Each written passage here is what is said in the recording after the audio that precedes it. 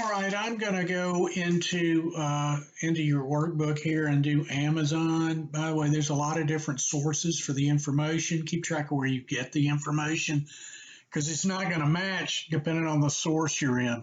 Then you see all the yellow highlighted areas. That's where you're going to have to fill something out. There are other blocks in here where it actually has formulas, so it's going to populate when we get to it. All right, interest-bearing debt. I need a book value and a market value. And one of the fastest way to find stuff like that is to go out there and use Yahoo, or rather Google rather, and Google that sort of stuff. So I went out there and put in market value of Amazon debt and analysis of debt. That looks promising. And when I open up this page, and again, this is just one of many sources out there. You can also use Morningstar because we have access to that. Then we can go in here and find the total debt, the carrying amount, that's the book value, and the fair value would be the market value. And by the way, this also gives you the weighted average interest rate on debt. That's cool. That'll save me a step, won't it? All right, Amazon balance sheet debt, the total debt carrying amount or book value, 51,700,000. And then I space down Amazon total debt fair value. Okay, fair value, market value, 54,749. All right, down here I'm also have to get the average yield to maturity on their outstanding debt and weighted average interest rate on the debt is 3.17% according to this particular source. You should also keep track of your source. Here the source is www.stockanalysis.net. Okay, just include that somewhere in your write-up. All right, so the next thing I need to get would be the book value and market value of equity. Now this is going to depend on a lot. You know, we've had a lot of hootenanny over the last couple of weeks, so it's really there's going to be a lot of different values out there that you pick. I'm just going to look up Amazon on Yahoo Finance because they're as good as any. The market cap or market capitalization, 945.889. That'll give me the market value, 945.889 billion dollars, and the book value of the shareholders' equity I can get from the financial statement, the most recent filed balance sheet. Oh, come on. It's around 62 billion. Yeah, 62060 right there with the most recent annual filing.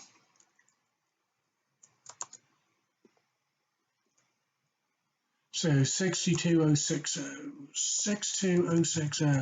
Notice that you get a radically different proportion of debt and equity and a debt to equity ratio using book value or market value. That's why I'm having y'all talk about that in your discussion board.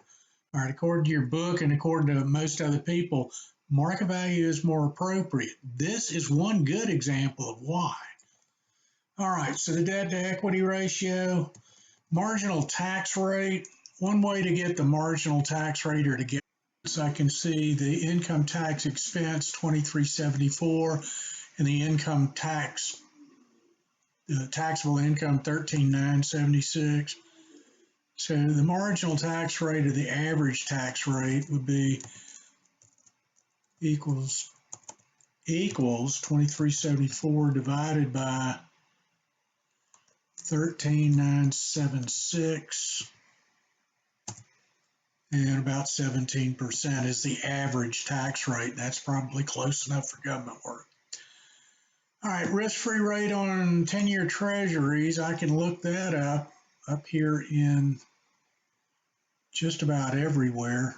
There's market data up here. Look at bonds.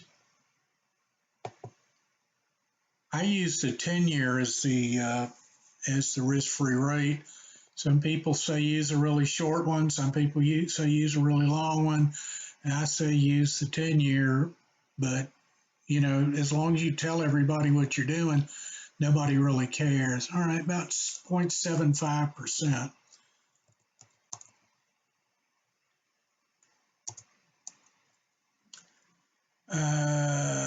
Estimated total market return next year. There's another one that Google might be your best bet here,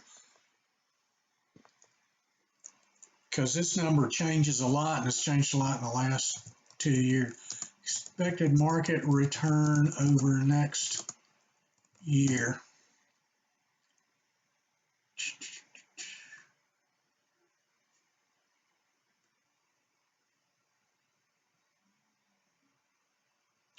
All right, so it's saying 6.1 is the expected return on US large cap. I can live with that. It's the market return. The equity beta, I can look at that. Given up here in Amazon.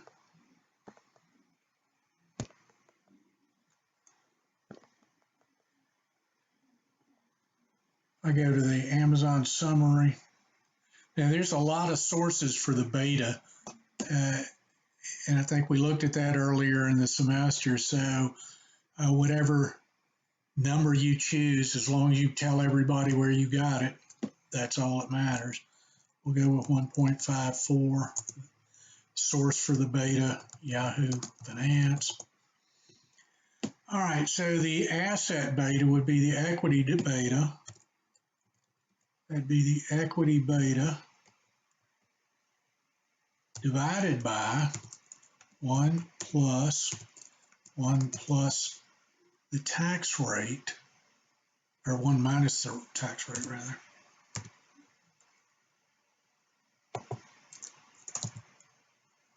Times the debt to equity ratio.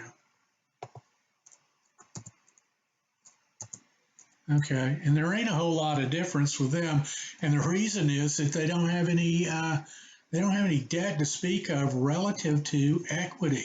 Okay, so if they're raising money next year, okay, well, mostly what they raise is equity, and they earn it. But the other companies that you have is probably going to be a lot, should be different than that. All right, so the average yield to maturity on outstanding debt after tax cost of debt is about 2.63%. Probably ought to show that as a percentage. All right, so the cost of equity using CAPM would be the risk-free rate plus the market risk premium, be the total return minus the risk-free rate,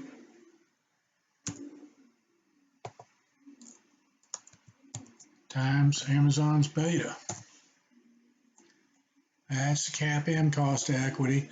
The dividend over the next year, all right, Amazon doesn't pay dividends, so this one will be fast, won't it? 1955.49, growth rate is dividends, NA, cost of equity is NA. You can't use discounted cash flow unless the company has predictable long-term dividends. And bond yield plus will give you about 9. Well, notice that the 9 we calculated here, there is no estimate here, 9.17. So what are you going to use? I don't know, 9.2 sounds about right to me. I'd err on the high side. That's the selected cost of equity capital. There's an extra line in the spreadsheet, but don't you take it out. And the weighted average cost of capital would be the cost, the weight of debt times the cost after tax cost of debt plus the weight of equity times the selected cost of equity. And that's my weighted average cost of capital. Not much to this particular spreadsheet.